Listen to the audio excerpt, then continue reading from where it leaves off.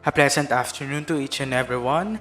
My name is Alexander Nabora and I am the first reporter in our group, which is Group 5. And for today's lesson, we will be discussing the Chapter 5, which is Decision Making.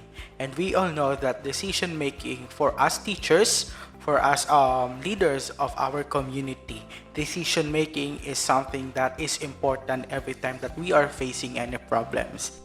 Not only problems, but we have some matters and we have some issues that we want to close, right?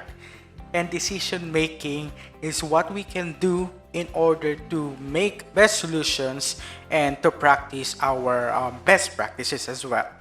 Yes, for me, this topic is very crucial because even though we are teachers already, we are leaders already, we still are committing some decisions that is not good and that is not appropriate to our schools, to our classrooms, to our community. Because in reality, we are here in our positions not because we are good already, that we are perfect. Still, even though that you have the position right now, you're in the good stand, or you are aspirant leader someday, you should know how to make decisions. You should master this, and you should have ideas in order to cope up with possible problems that your company or your school might face. So without further ado, let us start, and these are the scope of my report for our topic for this afternoon. I'll be giving you an introduction to decision making, organizational decision making, types of decisions, levels of organization, bottlenecks in decision making, principles of decision making, and lastly, the ethical decision making.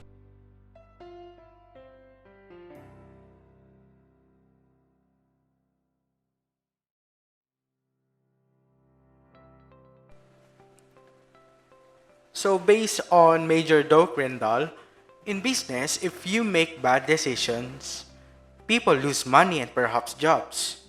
In the military, if you make bad decisions, nations can fall and people can die.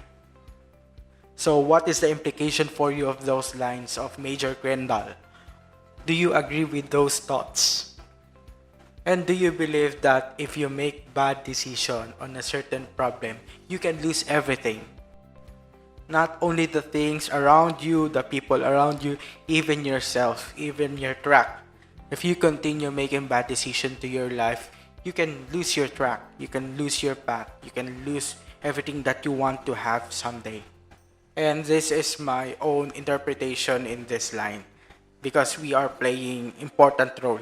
You as a leader, you are the captain of the ship and you must decide according to what is good and to what is the best for everyone. And I am believing in what Mr. Crendall said in these lines because he himself is a soldier and he knows the reality of being a soldier on how crucial to protect his country.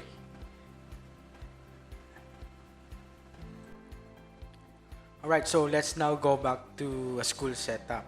A public administrators face numerous responsibilities and choices. Some of their decisions have limited impact, primarily within their organizations, but other decisions may affect the lives of thousands of people or more on a daily basis.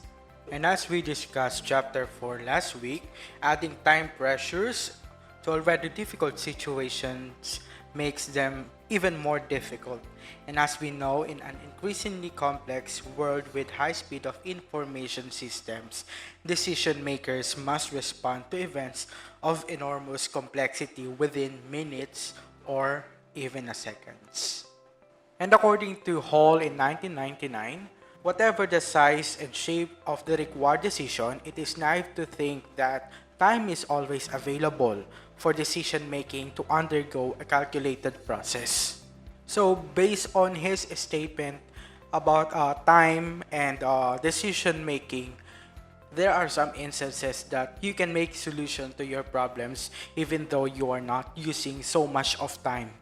We have to decide, but we don't need to consume a lot of time in order to make a good decision, because some of our problems needs a simple solution, and those solutions doesn't require too much of time. And by the same token as well, it is also a mistake to think decision making is a simply random process. And Hall make contrary regarding the first statement that I have explained a while ago regarding time and decision making, because in this statement, Hall make an emphasis that decision is an important matter. It is not just a merely decision you have just decide because you have to decide. Still, decision making is something that is important for you to think, and he reiterated us that decision making is not a random process, meaning to say that there is a process in making a decision, but it goes hand on hand, because we will not know if what kind of problem that we could face day by day. Now, based on the statements that I have explained a while ago, there are lots of statements regarding decision making. How do you handle your own decisions? How do you handle such situations that requires you important answers? So we as individual, we are making our own decisions within ourselves already, especially on the matters such as futures, studies, self, and even relationships. Within ourselves, those are the important things that needs good decisions, right? That's why Not in 2005 make his own definition of organizational decision making.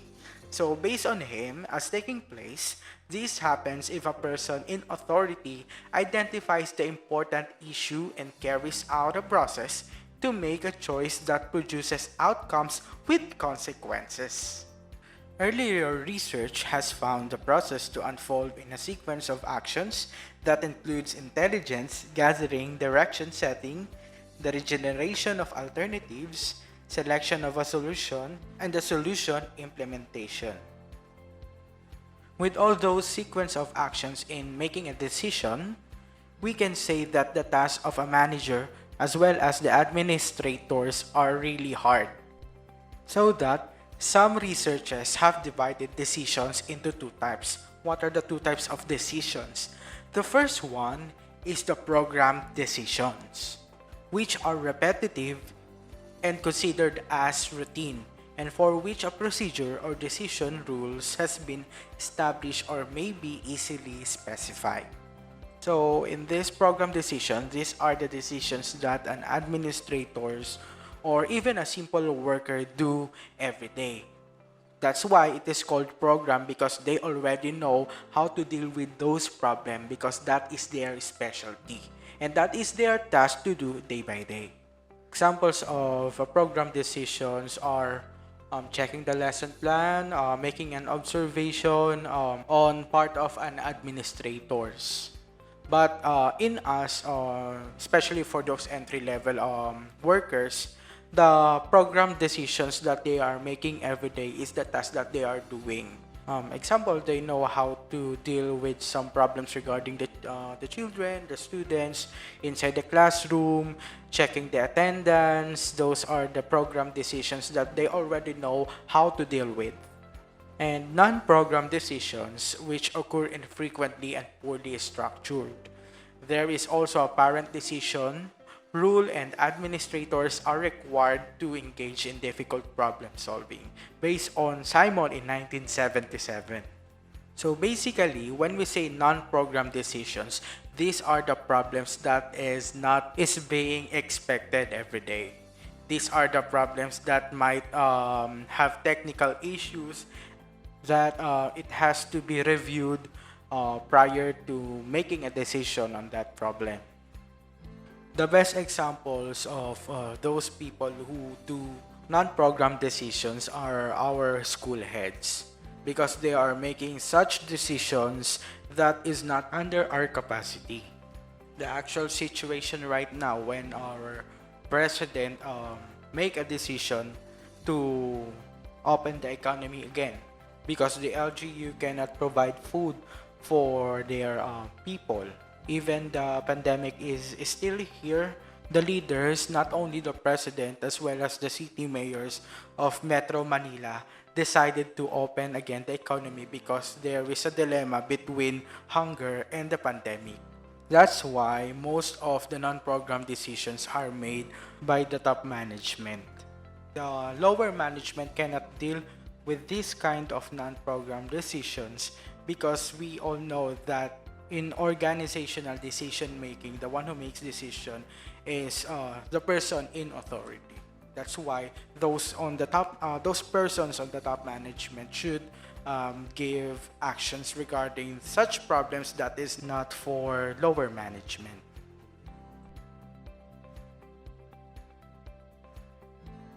Interestingly, decisions differ at different levels of organization, leading to another way of characterizing decisions. So, decisions that take place at the top of the organization is typically labeled as the strategic or the high-risk decisions. These are typically done by the top management. These decisions involves intelligence, settings, directions, uncovering alternatives, assessing, making plan of actions, or implementing the plan. Like what I've said a while ago about organizational decision making, this quality should possess by the top management personnel or the administrators because what they decide is merely a high risk because they are the one who makes important decisions in the company or in the school setup. On the other hand, low-risk decisions involve less uncertainty and occasionally permit a degree of delegation. For example, imagine that a change in an organization's benefits package seems advantageous. Such a change might come about by asking the Human Resources Department to the research available benefits and provide a recommendation to be approved by the top management. Or there might be even more delegation. The Human Resources Department might gather information from the representatives of various stakeholders or groups, including employees, invited to serve as the benefits committee. The final recommendation might even be left to the consensus reached by the committee. That is a good example of a low-risk decision made by a top management personnel. Based on the example, the top management personnel made a delegation. And based on the example, the top management didn't make a decision right away. And they used delegation in order to reach out the primary concern. And from that low-risk decisions or the informations gathered by the HR department, based on the example, the top management can now make a decision accordingly. And that technique can save their time and efforts in order to make a decisions.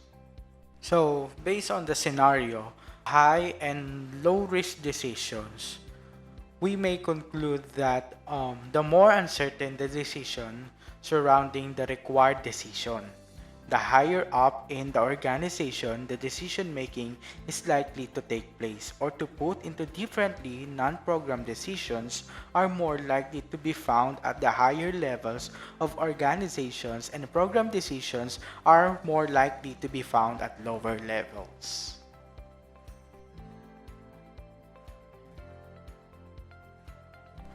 Another issue is the relationship between decision making and problem solving.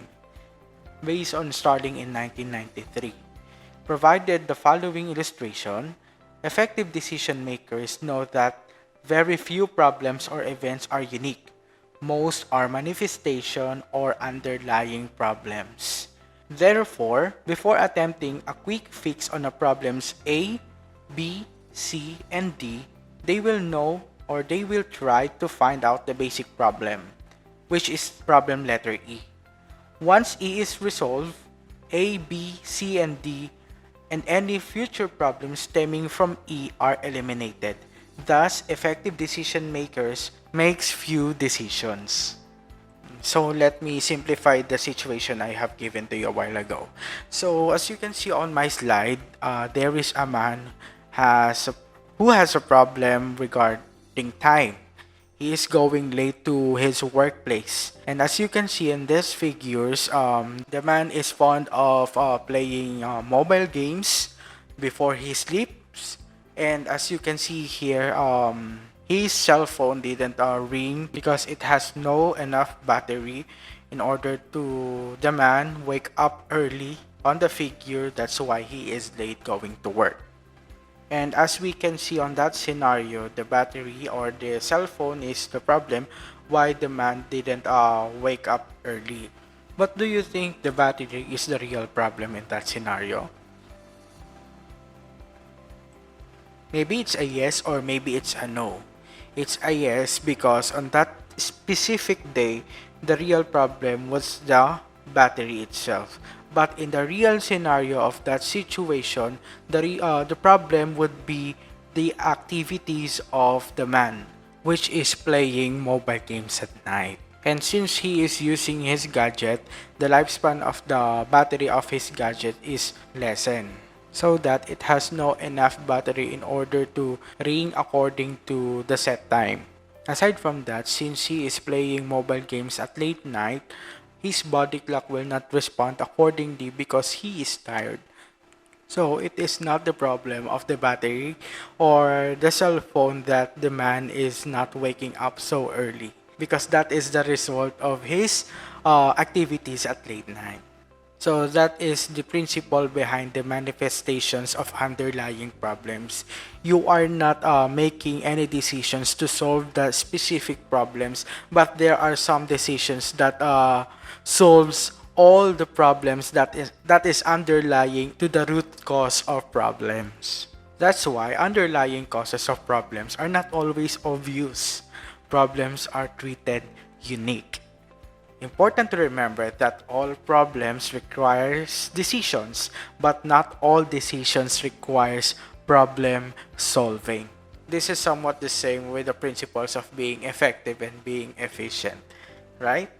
And this results in administrators treating symptoms rather than identifying and treating actual problems. And finally, we should note that the public managers face a particular difficulty in that their decisions are often made in a clear public view. Certainly, oh may manok. The prospect of scrutiny increases as decision-making moves from private to public organizations, based on Millet in 1966. And sunshine laws often force the conduct to the public's business into open and requiring such organizations to make decisions in front of interest groups, stakeholders, and media. This law was quoted as the fishbowl management, in which public organizations must take strategic decisions. So it is called the fishbowl management because in this principle, the decision is made in public. The decision is made in front of the stakeholders, groups, interest groups, or media. So that's why fishbowl management is not really a good one, especially when you have to decide something that is so private and your decision might not be really you because you are being influenced. Although there is a positive side of that, but sometimes in management, in decision making, the leader has to be the leader. The leader has to be decide him or herself because he is the one who is managing. He is the accountable. That's why accountability is in the blood of every managers or school heads. But Chester Barnard breaks the rule because he introduced management that is pro-workers, that is pro-social relationships. However, even organizations known for their decisiveness may experience ambiguity over who is accountable for the decision, and as a result, the decision-making process can stall, based on Rogers and Blank in 2006. So Rogers and Blanco has introduced the four primary bottlenecks. The first is global versus local decision making. Second is center versus business unit. Third is function versus cross-functional. And fourth is inside versus outside partners. For the public manager, the last three are particularly relevant. In the case of the second bottleneck, center versus business unit, think of where the policy decision lies. Should the decision to leave a package be made at the central post office or by the delivery person who knows the neighborhood? For the function versus cross function, consider who is responsible for identifying healthcare needs for the elderly. Are the needs the responsibility of the heart surgeon alone, or these partners, there are partners that should be brought to the decision making to provide for the comprehensive health and well-being of the patient? And finally, networks, collaborations, and contracts exemplify the accountability issues for decision making. For example, inside versus outside accountability is questioned when garbage is not picked up in a neighborhood. Who will be the residents called to report the problem? The city or the garbage company that has been contracted for pickup? So that Blanco, Mankins, and Rogers in 2010 wrote that ultimately an organization's value is just the sum of decisions it makes and executes. So if the company or the school itself has good implementations of the decisions they made, surely that those workers under that school or under that organization will respect the decision of the top management as well as to the company itself. That makes their decision so valuable for each and every one.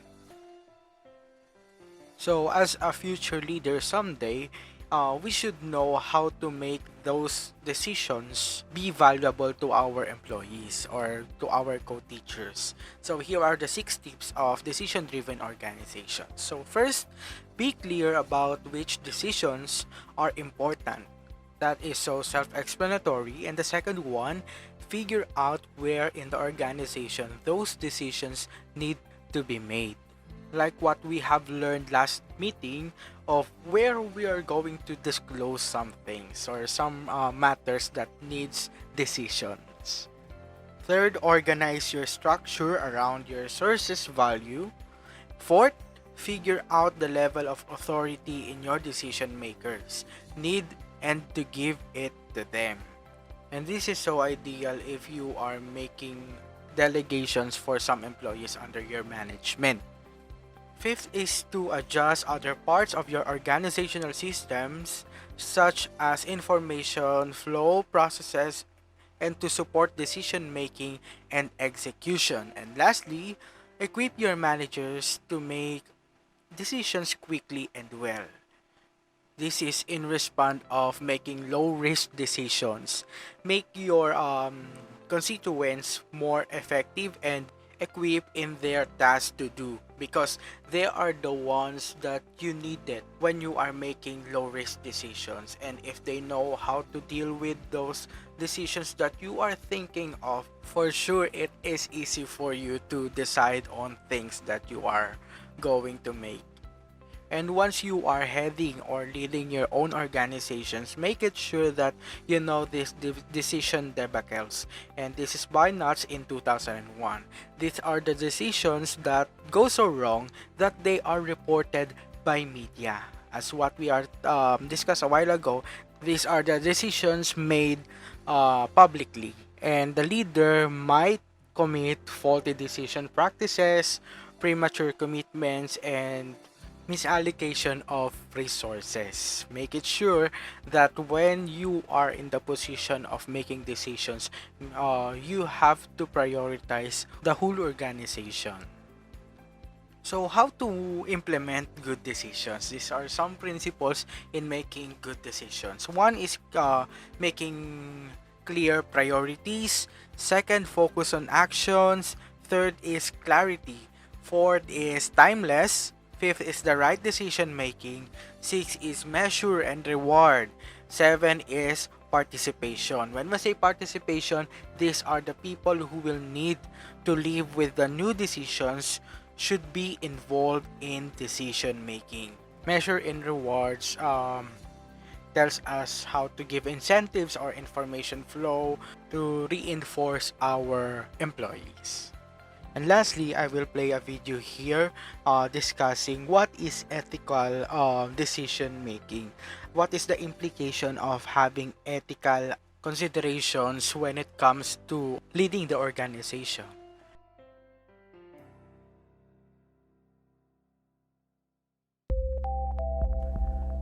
Ethical decision making, choosing between the self and the other. When talking about ethical decision making, one has to be aware that there are two ways of approaching this process. The individualistic approach, or where a person is responsible for his or her own decision making, and consideration is given first to how it affects the self, rather than the other. There is also what might be called the communal approach, or where members of communities are partially responsible for the behavior of their members, and thus make decisions based on that view. Consider the debate about the legalization of drugs. Advocates argue that they have an individual right to do with their body as they please.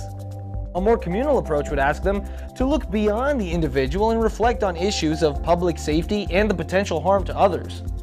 In addition, when the interests of the larger community are included in any debate, solutions can be offered. What kind of drug policies will promote the good of both the individual and the community? It can only lead to a greater understanding of the issue for both sides. Should the self or other come first when making decisions? The conflict between individual and community is not easily reconciled. Anthropologist Colin Turnbull has written about the Umbuti Pygmies of the Congo. The Umbuti have long employed nets of twined liana bark to catch their prey, sometimes stretching the nets for 300 feet. As Turnbull came to understand, Umbuti hunts were collective efforts in which each hunter's success belonged to everybody else.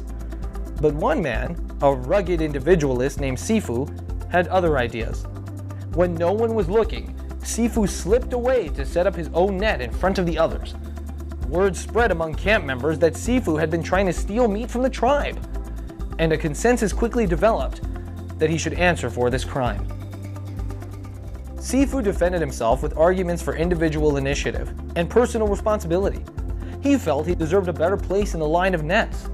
The tribe responded that if that were the case, Sifu should leave and never return. The Umbuti have no chiefs. They are a society of equals in which redistribution governs everyone's livelihood.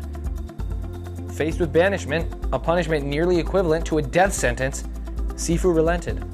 This ended the matter, and members of the group pulled chunks of meat from Sifu's basket. Among the Umbuti, as with most hunter-gatherer societies, equality is a system that enhances individual freedom. Following these ethical rules helps prevent any one individual from taking advantage of others, or even dominating the group as a whole because of unequal privileges. However, just as it is in our society, the negotiation between the individual and the group is always a work in progress. There are times when our willingness to consider both the good of the individual and the good of the community still leaves us in a dilemma, and we're forced to decide between competing ethical claims. Affirmative action programs, for example, bring concerns over individual justice into conflict with concerns over social justice. How does one decide? When facing such dilemmas, the weight we assign certain values will sometimes lead us to promote the common good. At other times, our values will lead us to decide on actions that will protect the interests and rights of the individual. But perhaps the greatest challenge in discussions of ethical decision-making is to find ways in which paradigms are designed to promote the interests of both.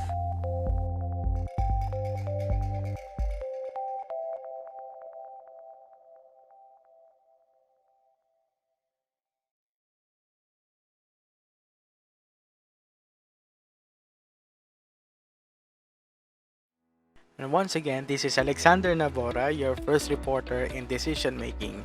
You have just made a good decision by listening my report. Thank you and God bless.